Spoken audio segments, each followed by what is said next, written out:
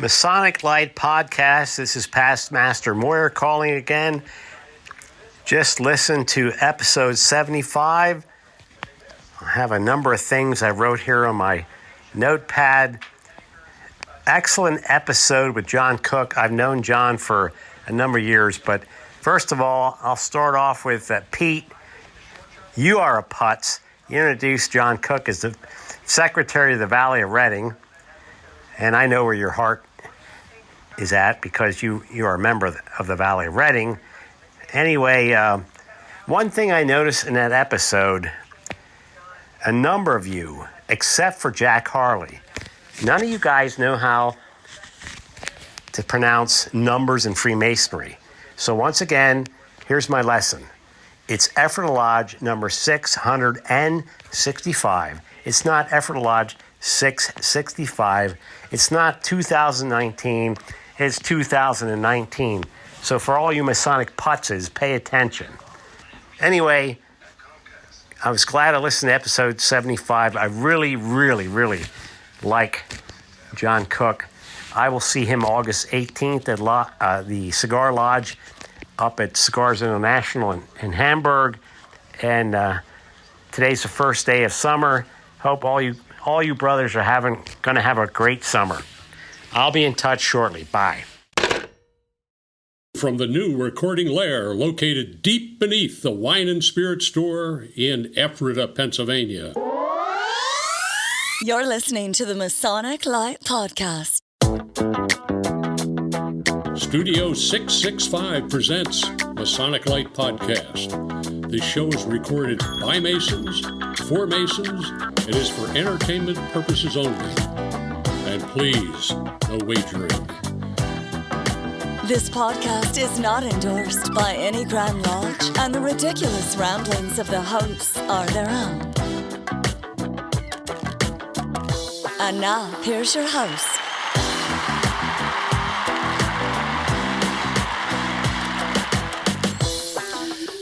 Hello, everybody. Welcome to episode 78.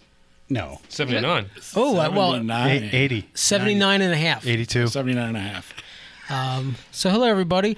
Today we have a very interesting show. We have one guest, and we're the guest of someone else. That's a good way to put it. So on Skype right now, or Zoom, we have CEO of Cornerstone Publishing, book publishing, Michael Paul. Say hello, Michael.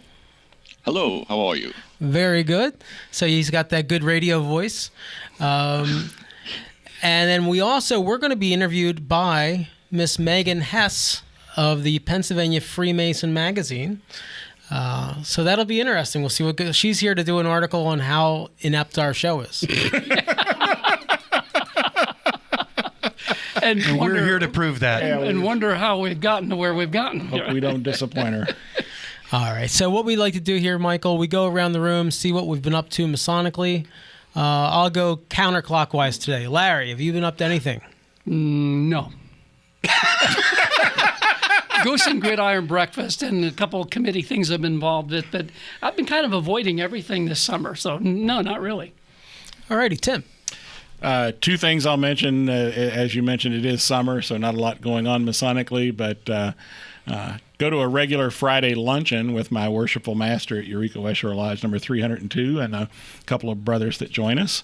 And really just doing a lot of cleanup of lodge records during this time. So that has been my Masonic activity for the last few weeks.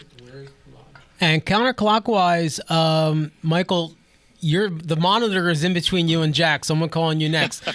Have you been up to anything in Freemasonry in the past couple weeks? Well, I did a online lecture. It looks like I'm doing more and more of these. It was in Michigan, for Lodge in Michigan, and then I did 2 Masonic videos for the YouTube channel at New Orleans Scottish Rite College. So I did 2 of them this week, and I attended Lodge. What is your home lodge? Well, actually, I have a few of them. My mother lodge no longer exists. That was Friends of Harmony, number 58, New Orleans. but I moved over to Germania 46, and then I'm also a member of Perfect Union #1 and Etoile Polaire #1 and Chavanti's #5 in New Orleans. Wow. Alrighty, So I pay a lot of dues. You don't eat home a lot either. No. Jack Harley, what have you been up to? Masonically, not a lot. I've been successfully procrastinating on several events. The autumn days that I'm doing with Ubar Grotto, we're doing a pumpkin roll. So we're going to have a tent set up and sell. Is that something you eat? A pumpkin roll? No, it could be, but in this case, it's going to be we're going to give the kids a pumpkin, and they'll paint it up with faces and whatnot, and then put it in a dump truck. And at a certain point, we're going to tip the dump truck and roll all the pumpkins down the hill, and kids will win fabulous prizes, and it'll be a hoot. Do we roll the pumpkins at kids like a bowling alley, or? We thought about that. We actually thought about catapults, just putting a kid out in the field, but that didn't really go well. Masonic Villages, I think, put the kibosh on that. Yeah, that didn't work. They're such joy killers, but it should be fun. I saw it on the internet, and as soon as I saw it, I said, we have to do this. So that's that. And then also procrastinating on Lodge in the Woods. And I'll talk more about Lodge in the Woods a little bit later, maybe put in a solid plug for that. But that's our evening dinner and meeting with the Grand Master and all that stuff at the local scout camp. But other than that, I have been wholly unmasonic. Well, I haven't been unmasonic, but I've been not Masonic. Sounds good. Do you want me to go upstairs and beat up the people on the loading dock? Or? No, because that's Matt Echeverria from. He's bigger than all of us. Yeah, but I can talk him down. Oh, okay. Just so you know, Michael, the state store, the liquor store, is right above us. And they're moving crates of something up there, and it's making a vibration. It's like a mini earthquake. So. And the one employee up there is a member of a local lodge, and he's about 6'2", and I don't know, kind of robust, I would say. Robust. Great guy. Josh, what have you been up to? Nothing. All right then. Is there a coincidence that we're both members of Lamberton Lodge 476? Oh, you all said that, not me. Well, you're obviously not watching the hen house. What have I been up to? Last week I went to the workers' picnic at the Valley of Reading. Is that a communist thing? Oh, I did that. Yeah, Larry, I know. I'm reminding you of these things you've done. Larry gets invited to the workers' picnic even though he doesn't really do anything. No. I participate in the plays. That's what I call them. They're skits. The skits, degree work, really. I participate in those, and I work backstage. It's a stage crew. Well, limited. And yesterday I had a long day. I had I'm Grand Hall Cedar this year for Lancaster Forest, so we did our ladies' night picnic, which really has nothing to do with ladies. We call it the ladies' night picnic, but we give out scholarships to kids, and we eat charred animal flesh outside, and we have an auction. We have a Chinese auction. Or no, I'm sorry, it's a white elephant auction. And it's fun every year. This year we had 45 people there, and we raised $500 for muscular dystrophy. So, nice. And then I'm going to ask, how did the rest of that go? We had 45 people went, and 44 enjoyed themselves. Okay. And you were the one that didn't, apparently, right? No. If you're a tall cedar, you know which member of our forest did not have fun. Okay. All right. Well, let's take a quick break, and we're going to come back and speak with publisher Michael Paul. At the Historic Smithton Inn of Ephrata, Pennsylvania, we're pleased to serve the latest creations from Weathered Vineyard Winery, along with spirits from Thistlefinch Distillery in Lancaster. All to be experienced in the tasting room of a beautifully restored 18th century bed and breakfast. Cigars by D&S Cigar are available for your enjoyment in the courtyard. The Historic Smithton Inn is convenient to Lancaster County's most interesting attractions. Just minutes from the Ephrata Cloister and the Green Dragon Farmers Market. And a short drive can get you to charming Lidditz, thriving downtown Lancaster, as well as Hershey, Bird in Hand, and Intercourse, or Valley Forge in Gettysburg. Whether you're looking for a romantic getaway or an active vacation full of sightseeing and attractions, the Historic Smithton Inn will be a welcoming oasis from everyday life, one that you'll want to visit again and again. Stop in and visit at 900 West Main Street in Ephrata, Pennsylvania, or check out our website at historicsmithtoninn.com, or simply call us at 717-733-6094. Just ask for Past Master Dave. Okay, our guest again, as Pete mentioned, is Michael Paul, publisher for Cornerstone Publications, which is the Masonic publication house in New Orleans, Louisiana. Now, one of the things, tell me a little bit about your Masonic background, because it's rather extensive, and I'd rather have you tell us about it. So would we. Well, I've been a Mason 40 plus years, and I was made a Mason in New Orleans, Friends of Harmony number 58, and I had been writing. My first book was published when I was 1973, and so I had always been doing that, and it just eventually transferred over to Masonry, and I had been a print shop owner. Had done printing and graphics, so it evolved into a publishing company, and pretty much Masonry affected me, and I had to do something with it, and that's pretty much the where it went from there, and what caused me to start writing and publishing and doing it again and again. Okay. You're also a fellow of the Lodge of Research in Maine, is that correct? I'm a fellow of the Philadelphia Society, fellow and past president of the Masonic Society, and a fellow of the Maine Lodge of Research, and a full member of the Texas Lodge of Research. He's a real good fellow. Yeah, he's a good, Jolly good fellow. He's a researching fellow. good fellow. How did you get involved in Maine, coming from New Orleans? How did that happen? When I started, I was attending Masonic Week, and I think most of it just started from writing.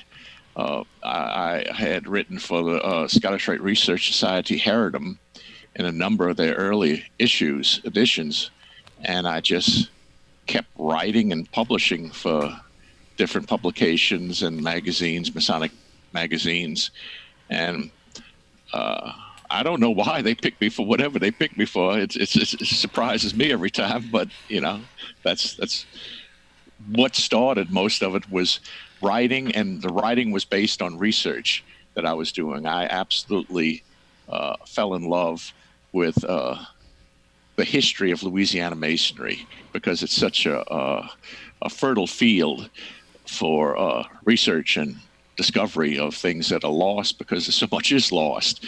And it was the same with the Scottish Rite, and they kind of went hand in hand. So a lot of the publishing in the early days was publishing research that I had done.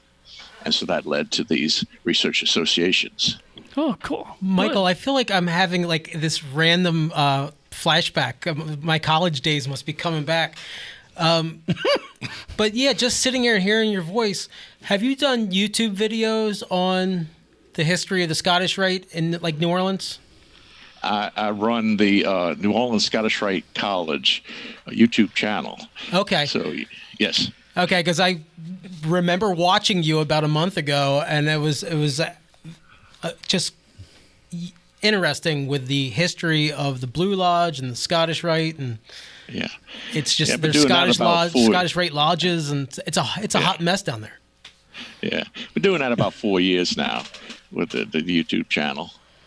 Very cool. Yeah, excellent. One of the things that which was a leftover question, I will say, did we mention this earlier? We did not. About the fact that we had Michael on the show 2 weeks previous to this, but because of the hurricane that these folks were getting to New Orleans, and we just couldn't communicate. So we Don't blame the guest, Larry. We couldn't figure a computer out. No, we're blaming the storm, not the guest. It was bad. But in defense of us, Michael did flee that following morning. He kept saying it's up the windowsill, but I'm still here. I kept communicating with him. I got a blow by blow where he was going and so forth. But anyway, Michael, one of the things that I wanted, and I mentioned this, I sent you a text yesterday, and I said to you, one of the questions I wanted to ask was, do you have any kind of an idea or even an accurate count or even a guess of how many Masonic books were published over the past 300-400 years? And your answer to me was, I have no idea. And my answer to you was, neither do I. But I remembered I started doing some research last night, and I remember Robert Lomas mentioned something about the fact that he thought it was about 250,000. Do you have any idea at all about what that could be?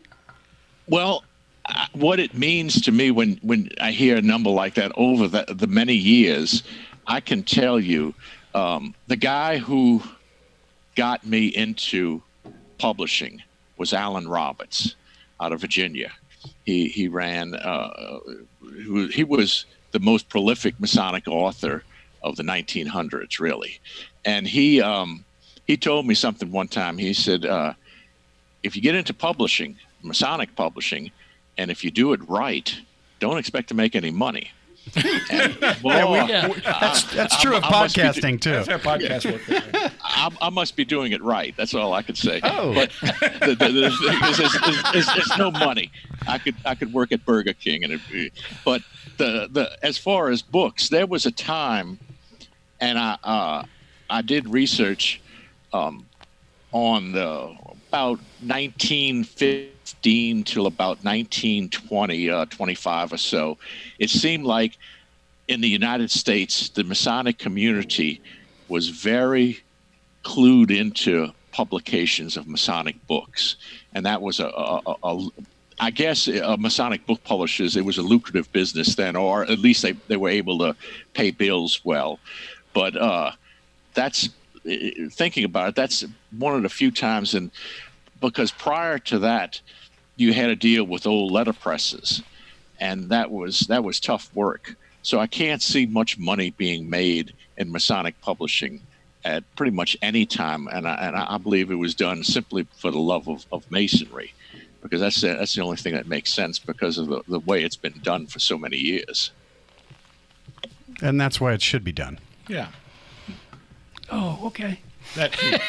Well, seriously, I mean, at best, you have a really limited audience. You have a fertile audience, but it's a limited audience. You're not going to have a Dan Brown, blockbuster bestseller. Very true. But you might sell 20 or 30 copies to a couple of guys. or you can come up to Pennsylvania Academy of Masonic Knowledge and sell some books there. There you go. Yeah. And Michael was a guest, but was it 3 years ago? About like that. And you came up and you spoke to the audience. We had a great turnout, and I actually got to shake your hand, and it was great. You had a book you wrote and published. The title is Measured Expectations. Now, you've had pretty good success with that. One, what prompted you to write that? And tell us a little bit about it. Well, what it came about, that was actually the third book in a series. I had done one in 2011, and it had somewhat success, not great. And 2015, I did one, Seeking Light, and that had a little more. And I think Measured Expectations clicked for some reason. And what I believe happened, there was a book for a number of years, the best-selling book that I published was called Masonic Enlightenment.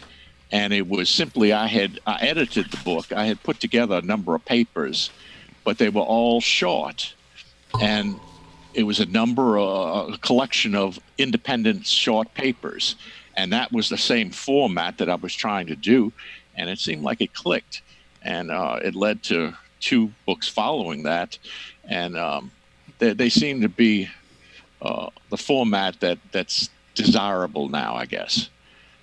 short papers that are trying to help out a lodge, help out Masons individually, talking frankly about problems faced in lodges, and just trying to lift Masonry and the individual Masons up a little bit. That's basically why I did it, and I just wanted to get something out there to say, hey, things are tough, but it's going to be all right. Do you think that's kind of like a formula for successful Masonic books? Well, I can look back at that and say maybe so. When I was doing it, I was just dumb luck. I just put the stuff together. I never try to plan things too.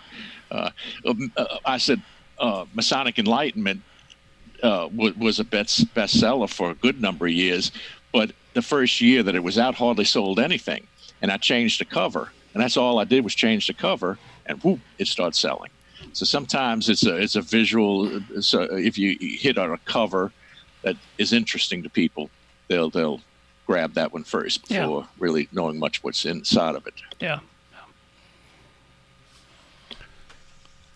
Larry, you've had a list of questions. What are you dropping the ball with all this dead air? No. All right. If Larry's in between questions, yeah, I am actually. You're in between.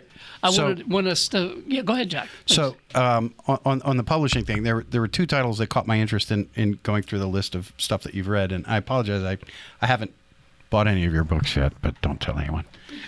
But one was concerning Robert's Rules. There was one title that was Robert's Rules of Orders for the Lodge, and here I don't know whether it's universal around Freemasonry in the rest of the United States, but here in Pennsylvania, we're taught that we do not follow Robert's Rules. So, what did you find about Robert's Rules in the national body? The reason I did that book was for exactly the reason you said. I was going around. I was on. I wanted to read as many books in the early days as I could, and what used to frustrate me was that so many recommended book lists would have contained books that were out of print. And I went to and it was at least 3 different Grand Lodge websites, and they all listed Robert's Rules of Order. And I thought, wow, that's bad.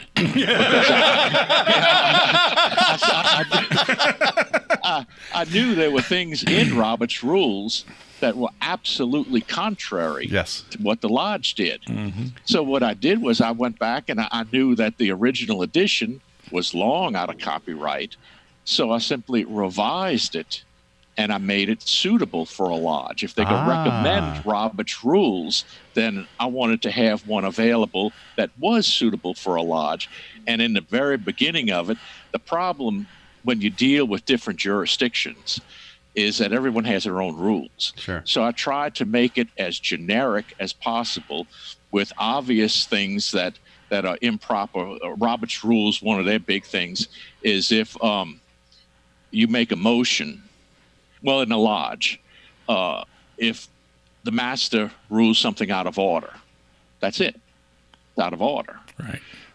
In Robert's Rules, if the presiding officer rules something out of order, they can vote on that and overrule the presiding officer. Well, I saw that as a real problem. So these are the type of things that I tried to correct in the Masonic edition. And it was basically because I saw that book being recommended as a tool for lodge officers, and I knew it was dangerous. How was that received by Grand Lodges? Received. Those who read it, they say, "Oh yeah," but if they just see Rob, they say, "Oh no, that's not good." Okay. So if they read it, they understand it. Oh yes, this one is okay, but it's got a bad connotation for those who recognize it. Unfortunately, many don't know that there's a problem with the classic edition. Right. Okay. Yeah, good. Did you catch up yet, Larry? Well, actually, you took my question that I was going to ask him, so yes! You did great. Yes. So now I'm stumped. I think we need to take a quick break and come back with Michael Paul, and we'll finish up our interview with him. Larry's got to reload. We'll be right back.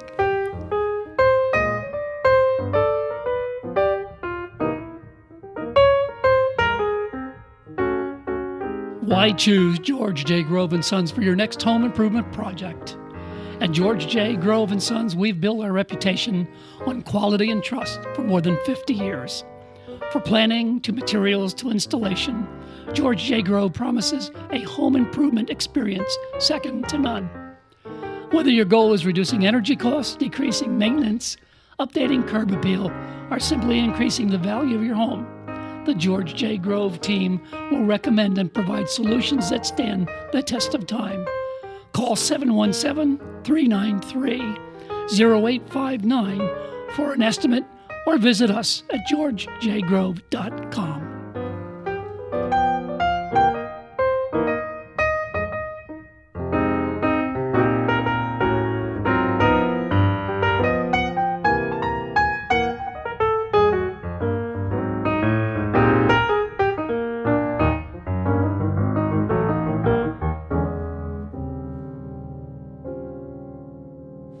And we're back. It is. You were mentioning earlier that you are the publisher of the YouTube channel for New Orleans Scottish Rite. New Orleans Scottish Rite. There you go. Thanks, Pete. Tell us a little bit about that. That's exciting, and it's certainly something that is prominent in today's technological world, our YouTube channel. So tell us a little bit about that. About 4 years ago, I was dared to do a video on just some of the history and background of the New Orleans Scottish Rite. And it's very low tech, I just sit in front of my computer and do videos. But it's discussing the history of the Scottish Rite, problems in craft lodges, and as many different subjects that can come up with. And you'll see a lot of the subjects that we talk about on the YouTube channel in the books, Measured Expectations, and a lot of the other books. So one hand washes the other, really. And so it's been going about 4 years now. We have under 100 videos done now. And it's just something that it's not a money-making thing. It's just something that seems helpful to some, and I'm told some like it, so I keep doing it. About how many viewers do you have? Well, I don't know. I know how many subscribers. Okay. It's just under 3,000 subscribers, so it's not as far as YouTube, it's nothing, but it's a lot of the videos I think are relevant to problems today in Masonry and the Scottish Rite, various different bodies, and so that's some of the subjects we try to do there. So you mentioned problems in craft masonry. Yes. What did you find about some of those problems? Lacking of attendance, people going through chairs, being ill-prepared,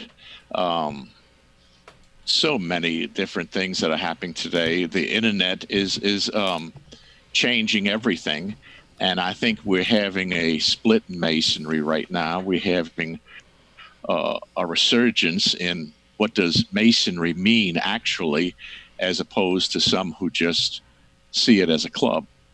And so you're having two ideologies kind of meeting heads, and sometimes in lodges it doesn't go well, and you'll have some younger Masons saying, these old guys are a problem, and the older guys are saying, these young guys, they don't know what they're doing. And so that doesn't happen here. Michael, I went to lodge in Germany, and they said the same thing was going on over there. It's universal. I did a video lecture for a lodge in England, and it was exactly the same thing. Yeah, same dialogue. I don't think it's one area. I think it's everywhere. We're going through a worldwide evolution in masonry, and things are changing. And that's another one of your titles, right? Masonry is not dead, or something like that. One book title was Masonic Evolution. Right. That was the title of the book, and it's masonry's not dead. It's not going to die, but it's going to change. Yes. And anytime you change, it doesn't always go well. And sometimes you don't want it to change. And, I don't want to get up every day and my legs and knees and shoulder and everything hurt, but what are you going to do? Things change, and it just happens. There was a book published a number of years ago as to Who Moved My Cheese. That was the title of it. Mm-hmm. And I think Freemasons should, every member should read a copy of that.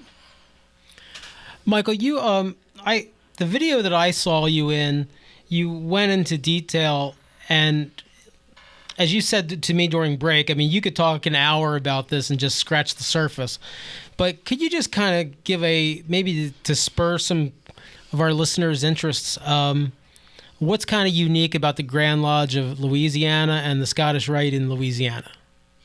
Well, Louisiana itself started as a French territory.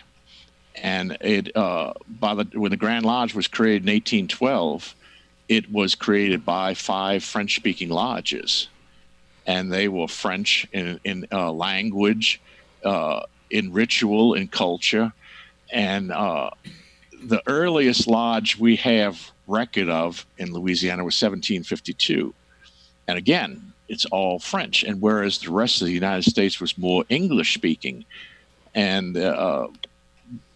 visitors come. The reason Louisiana was so necessary was because the shipping port of New Orleans. They found that you could take goods and merchandise and ship it down the Mississippi River a lot cheaper than trying to hack your way through the woods. So they'd ship goods down through the Mississippi to the Gulf of Mexico, and along with these goods would come visitors, and a number of them were Masons, and they were English speaking.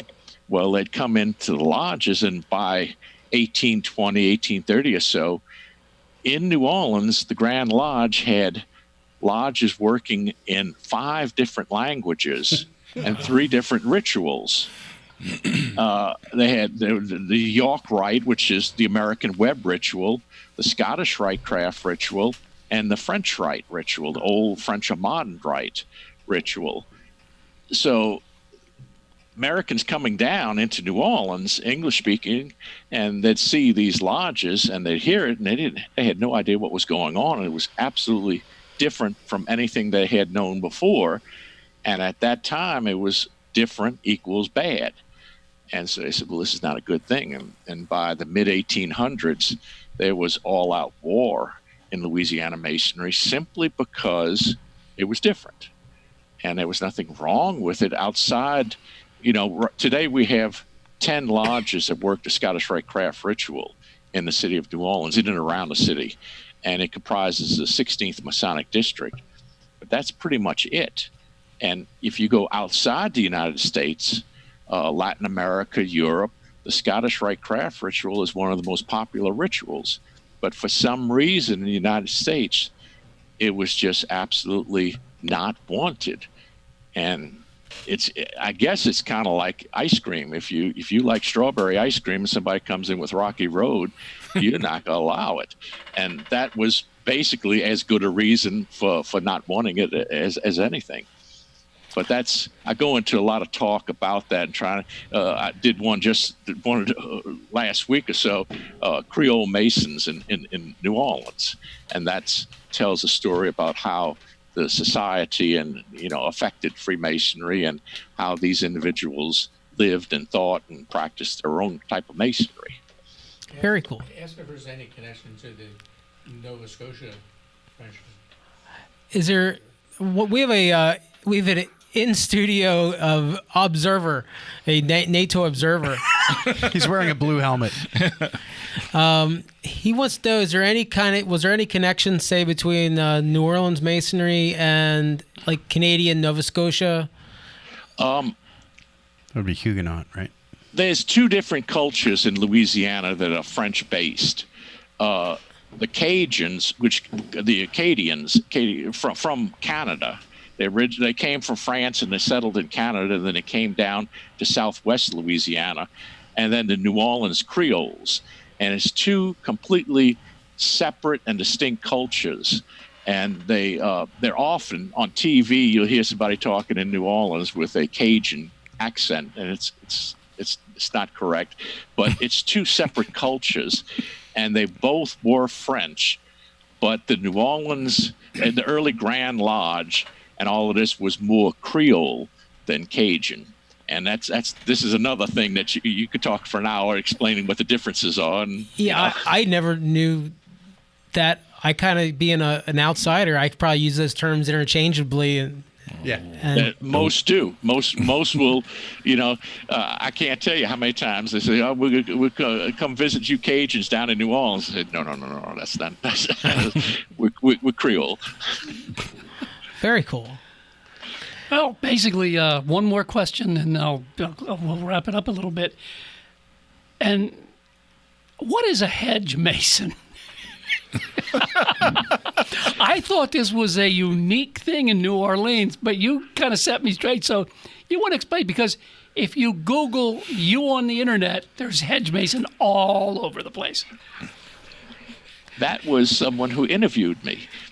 And it was a good brother who interviewed me, and he runs a blog called The Hedge Mason, and he liked talk about a video that I had done on the Scottish Rite in New Orleans, and he has a very popular blog called The Hedge Mason, and so in New Orleans, no, that means nothing as far as masonry, but it means something to me because the brother was kind enough to interview me and plug one of the videos. Well, we gave him a good plug, so hopefully there'll be some people tuning into his blog. There you go. Reciprocity, brother. Maybe you'll become a Patreon supporter. Yeah.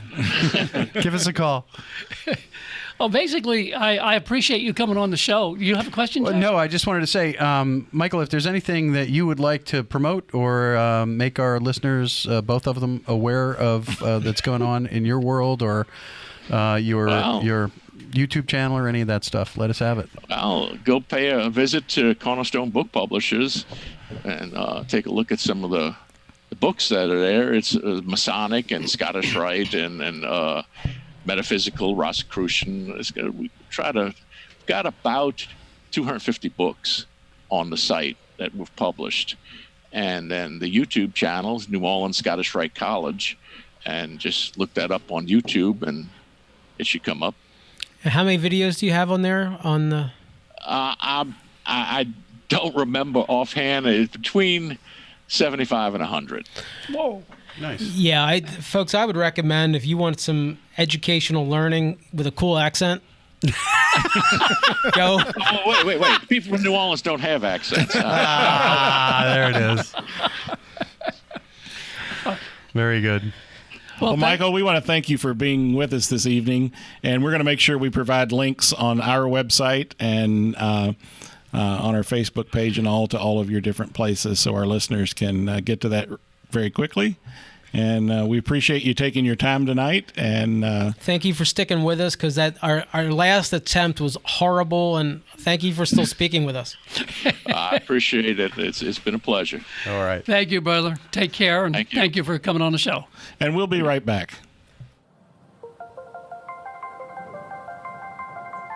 It's time for the Lodge Business Brief with Brother Jim Stevens. Well, again, Masonic Lite podcast listeners, this is Jim Stevens with another Lodge Business Brief. We often hear people say they have far less time than they did just a few years ago. Yet each year we seem to be busier and busier and busier, getting far less done on a daily basis. What has changed? The inferred urgency of our problems, or more specifically, the increase in the false urgency of those problems, is one answer. False urgency is an insidious foe. It eats our productivity one moment at a time. How many times does your phone ring in a day? Of that number, how many times does the phone actually need to be answered? If you let those calls go to voicemail and follow up, even just a few minutes later when you are ready, how much time could you save in your day? Every time you stop what you are doing and change to do something else, there is a loss in productivity. Then when you return, there is an amount of time it takes you to get back up into the flow. Gloria Mark from the University of California conducted a study in which she found that it takes an average of 26 minutes to recover from trivial interruptions. It is our nature to solve the urgent first. The squeaky wheel gets the grease, that kind of thing. We are conditioned by constant marketing campaigns demanding bosses and a click-now culture to prioritize urgency. But for us to be truly productive, we must work on only what is important, not necessarily what is urgent. If your lodge committee or group of officers are meeting often, but not getting their problems solved, it may be time to look at how it organizes the problems themselves. One method to ensure the group is working on the most important issues first is to create and publish a list of problems. The act of creation results in at least one person understanding the various topics to be discussed, and the act of publishing ensures the entire group at least understands what needs to be discussed prior to starting the meeting. When it comes time for each group or body to meet and discuss these problems, they should not use the old familiar, old business, new business agenda. Instead, prior to the discussion beginning, groups should review the problem list and reorganize the list in order of importance. This reorganization is done at every meeting, with everyone's input. It does not carry over to the next meeting. Each meeting, it gets redone. The group then works down the list until either every issue is solved or time expires. Any problem that does not get discussed goes back on the problem list for the next meeting. Keep in mind, it will be reorganized. An added benefit of discussing things in the order of importance is you may find that other items of less importance are resolved by the more important topics. Additional information can be found in my book, Lodge Business, the Theoretical Application of Entrepreneurial Business Practices to the Blue Lodge. This is Jim Stevens with your Lodge Business Brief. Welcome back, everyone. Masonic Lite Podcast. Episode number 79, maybe. This could be episode 80. 79 and a half. 79 and a half, that's right. So we're still at the table. We were interviewing author Michael Paul via Skype. But in the studio is an author doing an article on us. It'd be Miss Megan Hess. Hello, Megan. Hello. And who do you write articles for? I work for the Masonic Villages. I'm a public relations coordinator. And because I work for the Masonic Villages, I do a lot of work with the Grand Lodge, Pennsylvania, which is why I'm here, because I write for the Freemason Magazine. So they sent you to spy on us to see if we're breaking any rules. Maybe. Again? I don't think I have that much jurisdiction. Is there a questionnaire? Did they have any alcohol? No, thank goodness. No, we did not. No, it's not allowed. But we do have red Solo cups. But you now know what's in the red Solo cup, so right. testify. There it is. Attagirl. Yep. Yes. Clear, odorless liquid. So welcome. So tell us that you exchanged emails with Larry, which is frightening. So It wasn't that bad. So what are you here to interview us about? We're doing a story for the November Freemason about the podcast. So I'll talk about, how Masonic Lite got started, what sort of things you want your listeners to take away from the podcast. If you could pick anyone to be on your podcast, living or dead, who would you like to have as your ideal guest? Whoa. That's a good one. All right. Well, okay. We'll let you be the host, so you can turn to Tim. Wait, before you start, who ratted us out? Who sent you on this mission? Yeah. I don't know. The article idea came from my manager. So it probably came from Tina, a letter. She's our public relations director. I'm not sure. Yeah, I think it was Ed. Maybe. Maybe. Since he was on the Seth. podcast. Yeah. Somebody like that. All right. We just so you know, when we started this out, the whole thing was to just keep under the radar of Grand Lodge. So, Grand Lodge never heard of Kind of blew that when we had the Grand Master on. Yeah. Invited the Grand Master here. Right. That really didn't work very well. So. That was a good episode, though, with the Grand Master. I liked that one. Yeah. He's a good guy. Easy to interview, Yeah. All right. So go ahead, Megan. Start with Tim. Thanks. See, he's one of our newest members of the show, so he knows the least. We want to see what his answers are. Wait. Okay. That didn't sound good either. Tim, how did you get involved with the podcast since you're one of the newest members? I actually began as a listener, an avid listener. I really enjoyed the show. I did a lot of travel with the job that I recently retired from, and so I would download the podcast and many times would listen to it while on an airplane, and really enjoyed the topics, enjoyed the conversation, and more than anything, enjoyed the fellowship of these brothers as they were taking on topics that, I might be talking with some fellow Masons after the meeting, but this was kind of a structured, in its own unstructured way, conversation. And the way I describe the podcast is, just imagine 4 or 5 guys sitting around talking about some Masonic topic, and that's kind of how I saw the podcast. And when I was brought on as the, what is it, Larry, Director of Marketing? Director of Marketing, yes. There you go. Yeah, how's that working out? Yeah, well, you see how we're being marketed, right? Welcome the opportunity to come on and be one of the co-hosts, and have really enjoyed my time.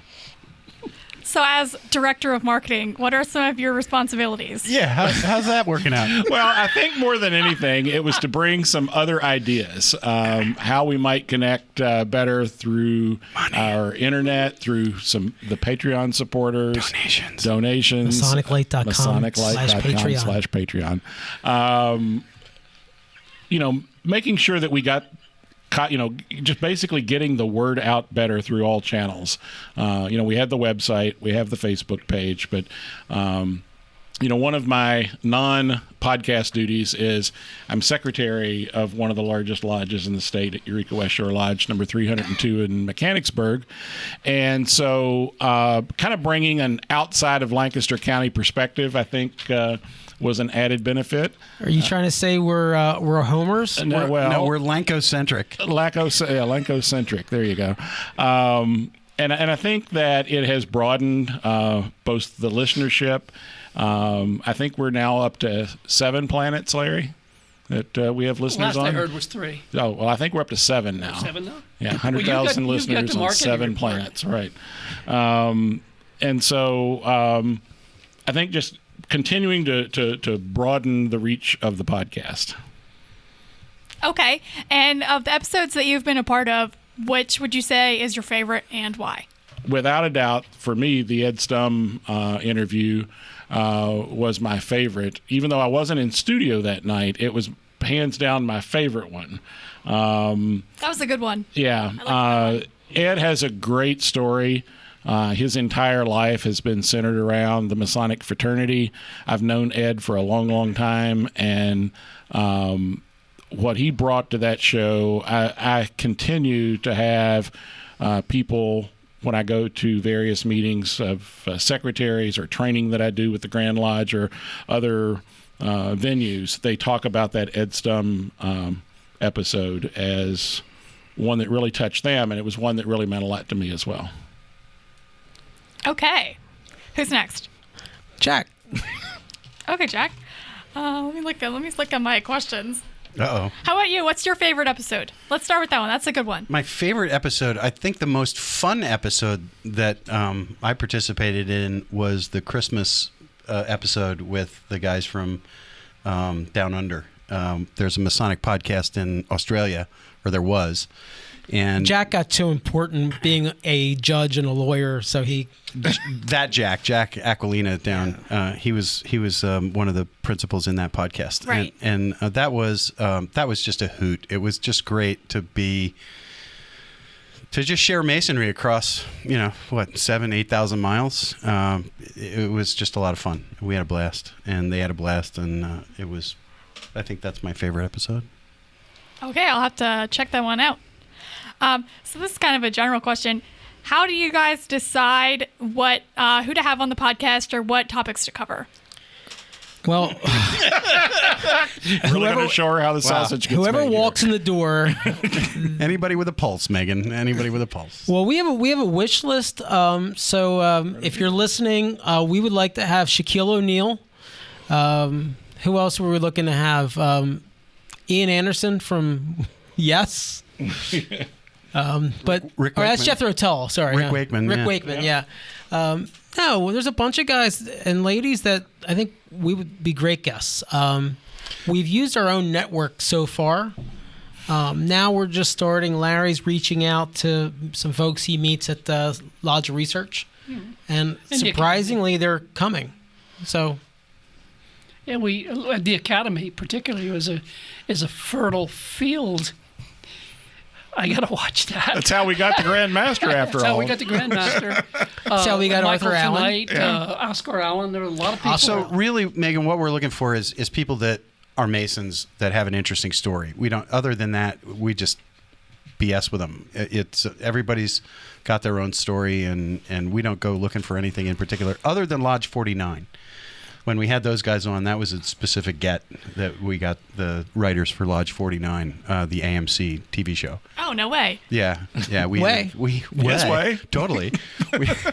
we interviewed them, and it was very cool that they would come on and spend 20 or 30 minutes with us. But just if we're just looking for anybody that has an interesting story.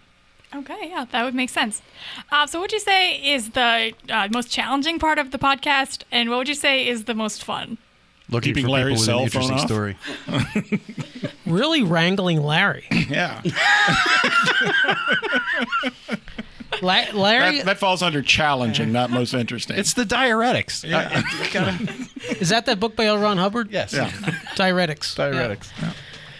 But so, yeah, I mean, just internally, sometimes we have some technology troubles because we're really not that smart. Yeah. And we usually think about the podcast about 5 o'clock on the day of the podcast.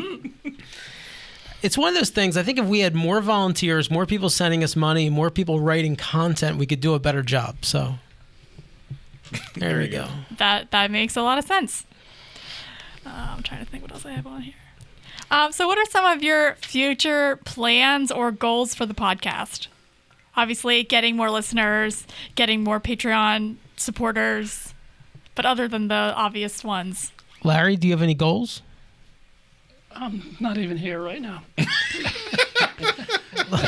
Larry's managing his portfolio right now on his phone. So he sells pork bellies. Well, one of the things we want to try to do is to continually expand our listening market and our market in general. So reach out to expand our guests from all parts of the country. Tonight with Michael was a great idea. That we have a gentleman, Tyler Anderson from New Mexico, that I'm working on getting on the show in the next month or month and a half. And basically looking at getting people involved. I'd like to interview some Freemasons from the state of California because they do some really phenomenal things out there. Oh, their research. Yeah, the research, the programs that they do to support education throughout the state. I mean, they're really into things that we used to do in the 1920s and 1930s that we no longer do here. Right. But they continue to do it, and they just do a fabulous job. So we want to be able to reach out, and I think that would increase listeners throughout the country as well as throughout the world. I'd like to get some listeners from Sweden and what was that city? Uppsala. Uppsala, yeah. Sweden, and We'd have to find a translator the city in the Netherlands that listens to us in our top 10 market, basically. So how sad is that? Apparently, there's 2 people in Amsterdam that got really high and listened to us, and now they're. They thought they were looking up something on stonework. That's great. One of the things that we talked about in some recent episodes are the various reasons that people participate in Freemasonry, and we've had many conversations across several podcasts. Some come in for the charitable types of things. Some come in for the ritual. Some come in for the fellowship. Some come in for lots of different reasons. And so we've tried to talk about those. And one of the interesting things is a little exercise that Pete had us do, just really kind of started out informally, was taking, 15 points and spreading it across the 5 categories and seeing why we were involved in it. And we were literally all over the board, which was great. That means that each one of us kind of bring a different thing to the podcast. Yeah, I remember that episode. That was a good one.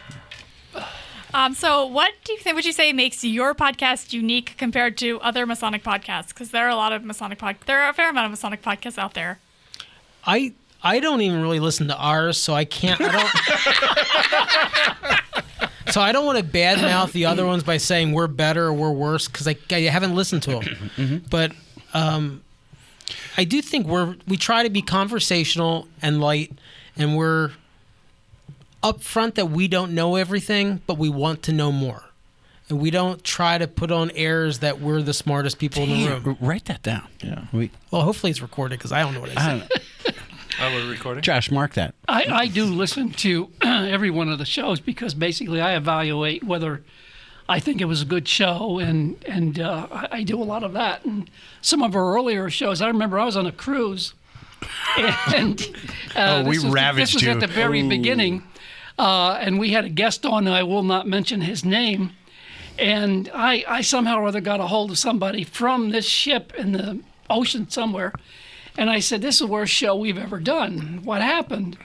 And so I do evaluate that, and that's kind of something I do. And again, what was the question? Wow. Okay, that's where we were going with that one. Yeah, that's it. Now you get it. Larry's back. All right.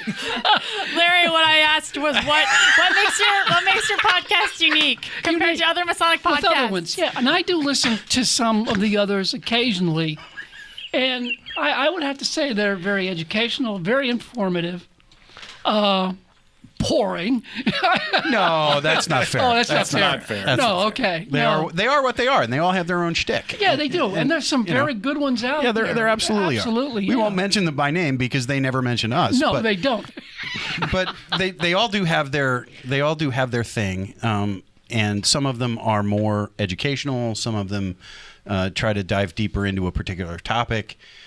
We just try to visit with guests and find out who they are and get to know them a little bit and what their involvement in Freemasonry has meant to them, and I think that's very different. Yeah, I don't think anybody else is doing that. I think the show is based on a bunch of guys sitting around the table, just having a conversation, and that's the way we record it. Yeah, in fact, Larry and I tried to say one time, let's not when we interview people, let's not call them interviews. We're having a conversation. Mm-hmm. And if we're going to have somebody come on the show and they've not been interviewed by anybody before, the interview sounds kind of like interrogation. No, we're going to talk, but we're happen to be recording it. That's it. Okay, yeah, that makes a lot of sense. You didn't ask me what my favorite shows were.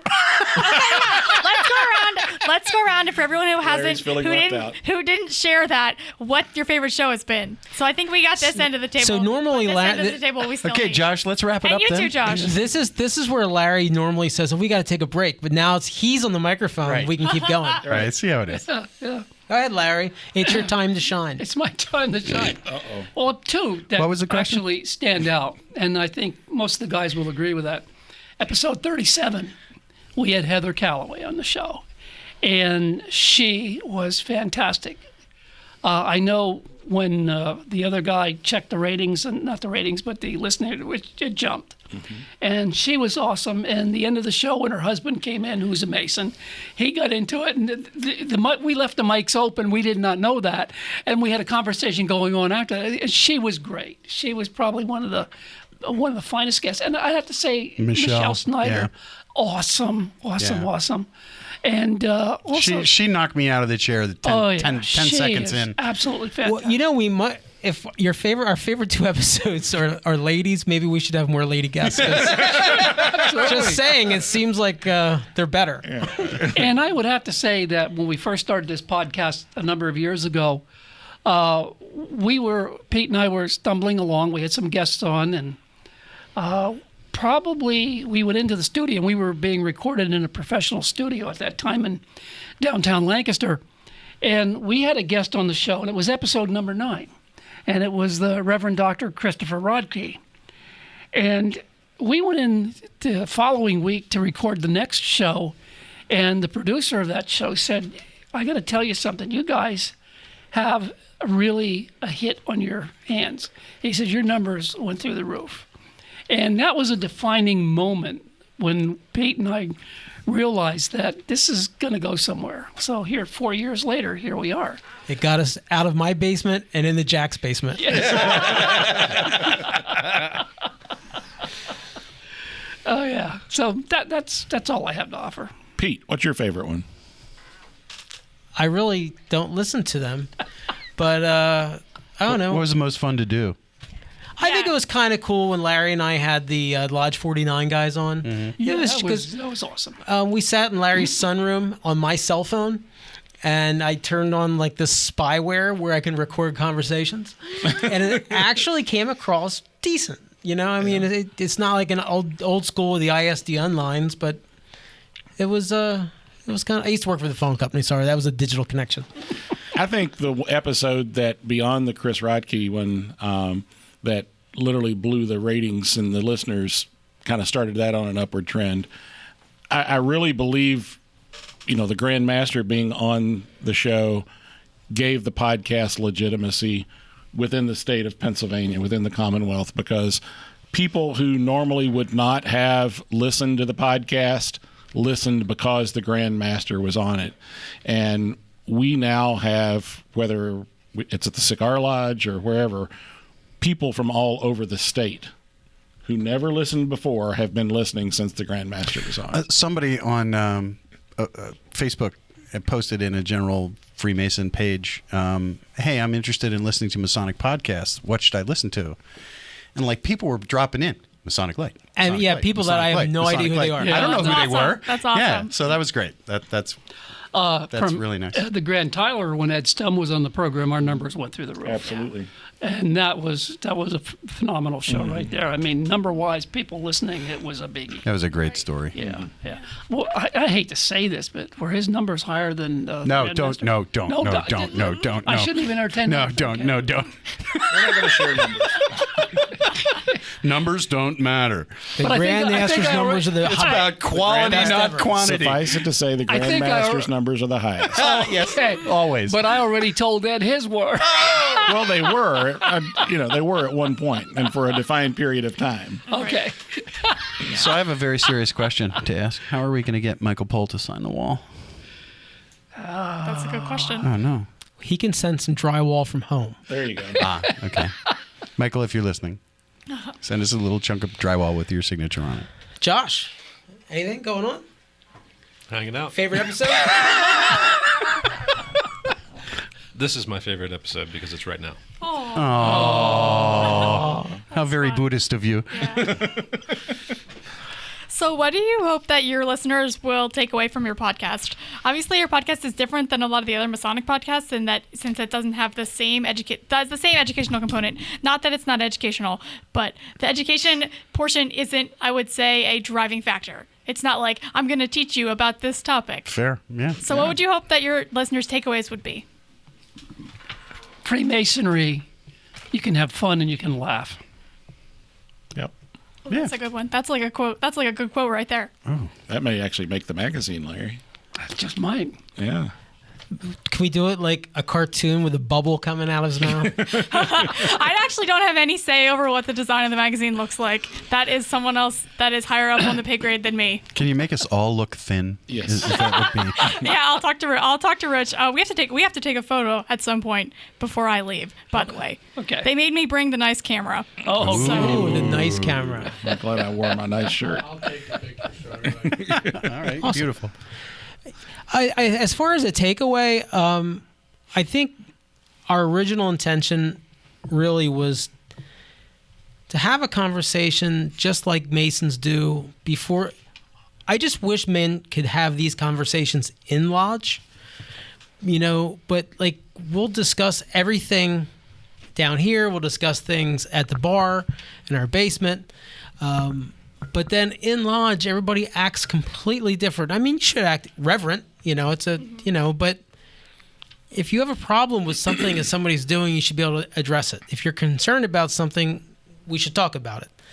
And I think we just talk about it, and just lucky for us that the majority of the world speaks English, so we can expand our audience. So just to enlarge on that, what we're doing here is kind of like Pete said, what we wish was happening at lodge. So wouldn't it be nice if after the meeting you could come downstairs and get to know the guy like Michael Pohl, who is a visitor at your lodge that night, and sit down with him and just talk about stuff, and that's what this is, and that's what it's supposed to be, I think, and that's I think what this podcast gives people an opportunity to just sit down at their convenience and meet new people and have that chat. I think that's awesome.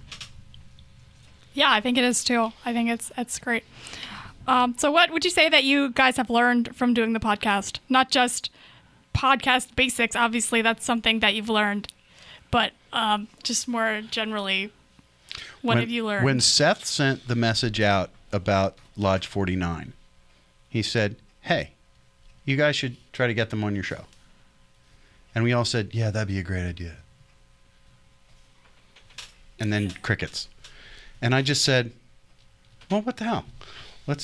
I'll look them up on Facebook and shoot them a message. And I shot them a message. And they responded. It worked. And we had them on the show. The magic of social media. So, you know, if we're now blocked. Ask. But, right? It's the first lesson we learn. Ask. Yeah. Because if you don't ask, you don't get. So I mean, that's something that I've taken away from this is that if there's something like that you really want, just, you know, start by asking. Because there's people out there that'll help you get it. Well, we have a couple of questions for you we'd like to ask. All right. Let's do this. So how long have you been writing for the Pennsylvania Freemason and doing the duties that you do? Okay, so I grew up in E-Town. My house is like 6 minutes away from the Masonic Villages campus. So really my involvement with them started in high school because I was a youth volunteer in the healthcare center. And then when I was going into my junior year in college, I was a public relations major. I went to Messiah College. Ooh, go Falcons. I was a DJ at Messiah College in the 90s. No way. I'm a Blue Jay alum. It's a fun place. And I almost went to E-Town, so, you know. And I had a lot of friends that went to E-Town, so it's a good school. It's just their communications program wasn't quite as specialized as I wanted. And my mom's a Messiah alum, so, you know, it's a little bit of a family thing. But anyway. She just said E-Town College wasn't special. I think I heard that. No. It's very special. Very special. It's special. Their program wasn't specialized. So do you have any Masonic connections in your family that you're aware of? Not that I'm aware of. My grandmother said that she thinks my great grandfather was a Mason, but I don't know his name, so I have to look this up. So we don't have any. I'm going to preface that by saying we don't have any I don't have any Masonic connections in my family yet. There you go. Okay, there you go. We'll see. So what has been your most interesting article that you've written? Oh boy, I've had a lot of really good for the Freemason or just in general. Just in general. I had to, when we were on our photo shoot last year, we did these marketing photo shoots, the villages, for all the different locations. And we went to Sewickley, and I had to interview a resident who was turning 105. Wow. And that was really interesting. I bet. So that was cool. That's one of my favorite stories I did. I had a story because I started there. I started at the Villages as an intern. That's where I was trying to get to with that story. But I had I had to get there in a long-winded way, which is pretty typical for me when I'm not writing. The stories that I write are not long-winded like this. When I talk, I go in a million directions. But I started at the Masonic Villages as an intern, and then it was my spring of my senior year at Messiah, which was last year, and my supervisor was like, "Hey, this position is opening up in our office. You should apply for it." And I said, "You know what? I need a job." And I was already coming back at that point anyway because I was going to come back for another summer as an intern. So regardless, I was like, "Oh, if I apply for this job and I don't get it, then I'll still be there and I'll look for things to do." After the summer. But then I got the job, so I have been in my position probably about a year and a half, and I love it. It's great. I do a lot of the social media, and I do feature writing, and those are my two things, and it's a fun time. It's always, every day is a little different, and it's really busy, but it's like a good busy. What's the most challenging part of your job? Social media has a lot of different aspects that are challenging, so I'm pretty much on my own as far as content creation and calendars come up because I manage a lot of different accounts. So if there's a Masonic related social media, official Masonic social media page, it's probably me. Great. Awesome. Yeah. So I'm just busy and it's a lot, but it's good. It's good busy, and I've met a lot of different people, and I've definitely learned a lot.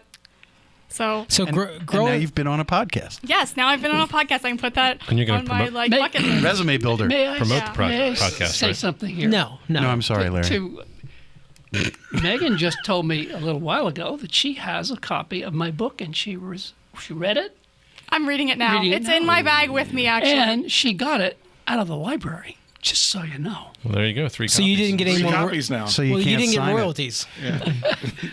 I got 35 cents for libraries. So Megan, growing up in Elizabethtown, and for our out-of-town listeners, that is where the largest campus of the Masonic Villages of Pennsylvania is.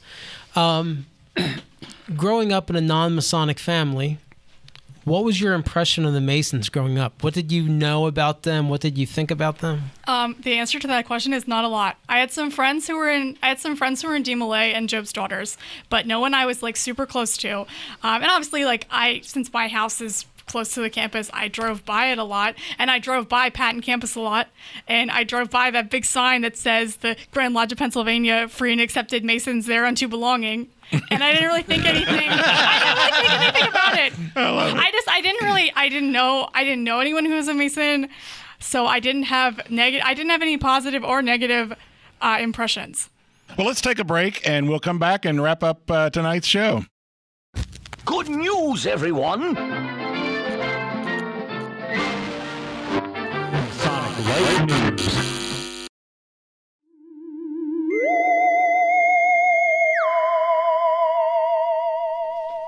In Masonic news today, we are reminded that 50 years ago, astronaut Buzz Aldrin stepped out of the lunar module and claimed the entire surface of the moon as part of the jurisdiction of the Grand Lodge of Texas.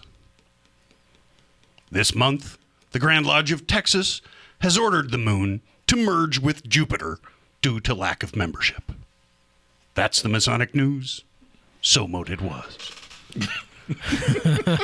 We need some good space sound effects behind that. Yeah. Like the flying salt was a theremin. There you go. I actually have a theremin. Star Trek. Of course you do. Yeah. Why wouldn't you? Must be a really hard instrument to play, right? Alrighty. So, anybody have anything going on Masonically? Josh, anything going on? You going to try and do anything to fix your lodge over the next 2 weeks? I do have to run a practice for School of Instruction because we have to do that. So. And what are you doing? Your lodge is going to practice? Well, maybe. Wow. If anybody shows up. Jeez. And what are you exemplifying? Business of the lodge. Oh. Nice. Okay. Well. Yeah, we're a little rusty there. I can do it. We don't even want to get into that one. Just you guys should just read the Hyman Reason and the bylaws. That doesn't even work. Oh, you can study Robert's rules. There you go. Yeah. Does someone have the card for this, or it was the receipt, the card? I don't know what that is. Oh. Larry, what do you have coming on? Actually, Goose and Gridiron on Thursday. That's pretty much it, I think. We don't have anything, do we? No. Okay. What? Bacon shirt. No, slow. You didn't even talk about your Tall Cedars picnic. Yeah, I did. I did a little in the beginning. Yeah, I mean, it was, I ran around. We cooked meat. That wasn't it was paying fun. attention. Yeah. Next 2 weeks, not much. I mean, we're back in the lull of Freemasonry. Yeah, I think I'm good for a while. So. Yeah. Megan. What's up, Pete? You go to you're hired. You go to Mason stuff every day. So what do you have coming up in your agenda the next 2 weeks? All right. Well, the next 2 weeks are really busy for me because I'm working on a lot of the stuff for the Not Just Amanda Mason campaign launch in the fall. So we got to get all our social media stuff ready. I got to write this story because I'm going on vacation in 3 weeks, I think. Where are you going? I am going to the mountains. Like the Ricketts Glen, that kind of area. Nice. With my family, so that should be fun. I hope. I didn't take a week of vacation last year, so we'll see what happens. We'll see what happens when I'm away. That's when you lock your desk. Lock your desk. Yeah. No, this is a funny story about how actually I didn't go away for a whole week last year, but I went away for a little bit, and so one of my other coworkers had to sort of watch social media when I was gone. And she got a message on the Masonic Village Facebook page from somebody that was like, "I lost my gym bag. It's got a gavel and meat sticks in it. Did you find my meat sticks?" So I'm glad glad you guys thought that story was as funny as my coworkers did. That's going to need to be a soundbite for every show. A soundbite, yeah. So I forget if the gavel and the meat sticks were found. So you just reminded me a late-breaking question because one of my friends handled social media for different Masonic groups for a while. We all know Seth.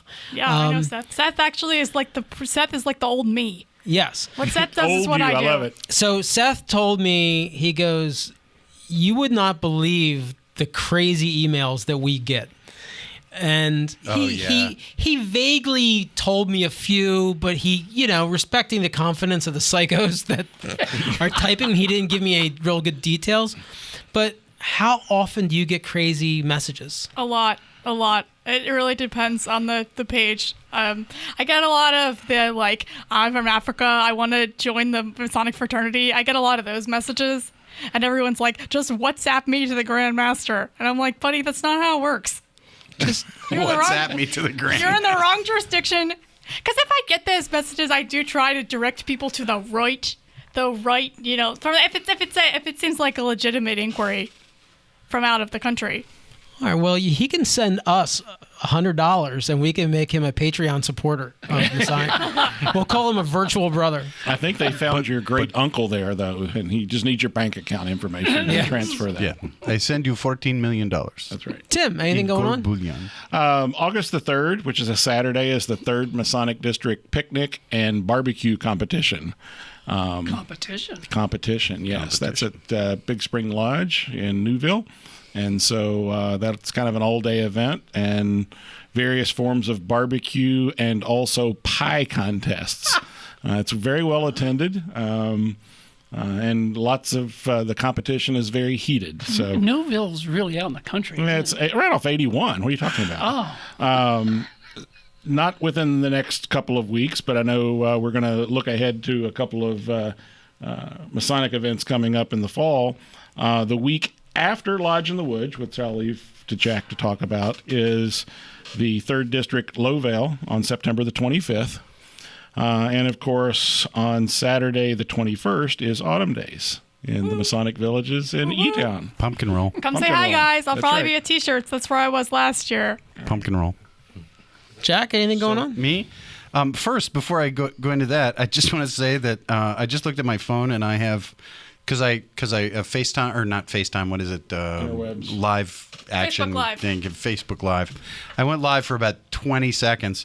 Yasser Al-Khatib saw it and said, regards to worshipful brother Mike Paul and all the podcast light generals. So greetings from Yasser. He's a fan. People actually do pay attention. Yeah, he's a good egg. So I have coming up the pumpkin roll, like I said before, at Autumn Days. The Yasser episode was my favorite episode. Effective immediately. So we're way down the road, just below, at the top of the hill, below the health center. That's where we'll be at a table there. We'll have pumpkins for the kids to paint, and then we'll win fabulous prizes. And that'll be awesome. The hill by the health center? Yeah, if you follow that little road that that goes through underneath that little overpass, and you come out at the parking lot. That's where Ken Hudson lives. That's where we'll have a table set up and pumpkins, and the kids can look for the big round orange things. They're not basketballs. Tempera paint and a big pickup truck or a big dump truck will be right there. And the word will get out for the people in the health center not to really come out. Oh, I don't care. We'll roll them down the hill. That'll be kind of like Silence of the Lambs. Whoosh went the wind. Ooh, that could be I don't know. Let's move on. And then after that is actually the Wednesday after the second 18th. Tuesday is the September 18th. Yeah. September 18th is Lodge in the Woods, and this is an event that the First Masonic District and especially Ephrata Lodge 665, we're the host lodge, and then we invite the worshipful masters of all of the lodges in the district to take the chairs, and we will have as our special guests, as we always do, the Grand Master and most of the Grand Line and a whole bunch of district deputies and a whole bunch of scouters that are also Masons. And it's a great time. Steak dinner with all the trimmings, desserts, and all that good stuff. Tickets are $30. We dropped them $5 this year just because we got a little better deal on the dinner. And if you're interested, please look at effortalodge665.org or firstmasonic.org or Masonic Lite podcast or masoniclite.com, and you'll find links to all that stuff, or on our Facebook pages or If you go on Eventbrite, Lodge in the Woods, you'll find it immediately. Eventbrite, type search for Lodge in the Woods, and you should find it there, and you can buy your tickets through Eventbrite as well. So that's the big thing. That's my big September event. And then after that, it's all downhill. No pun intended. Larry, let's wrap this mess up. Cue those chickens. Cue the chickens. Special thanks to Ephrata Lodge 665 for making this beautiful studio available. Our thanks to Josh Lamberton, our producer, who continues to make our show very listenable. Special thanks to news director Jack Harley for poignant, up-to-date, historical information. To Michelle Snyder and to Jim Stevens, who are frequent guests on the show. Also to, who am I forgetting here? Am I forgetting somebody? No. George J. Groven's son, roofing. Yeah, George Groven's son. Yeah, absolutely. You forgot to take your pill is what you forgot. Yeah, anyway, but I want to close out in an unusual or different manner tonight. Thank goodness. Two guys were riding in a truck together. Oh, God. Through Montana. Oh, gee, I don't know if I can do this. Through Montana along the way, and upon spotting a wild elk, the first guy says to the other guy, he said, "Did you know the elks have sex about 10 to 12 times a day?" The other man replies, "Oh, no." The guy said, "Well, what's wrong?" So the other guy said, "I just joined the Masons."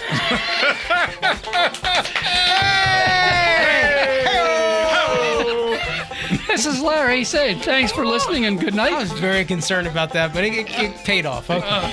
It's Pete. And Jack. And Tim. And Josh. And Megan. Thanks for listening and have a good day. Bye, everybody.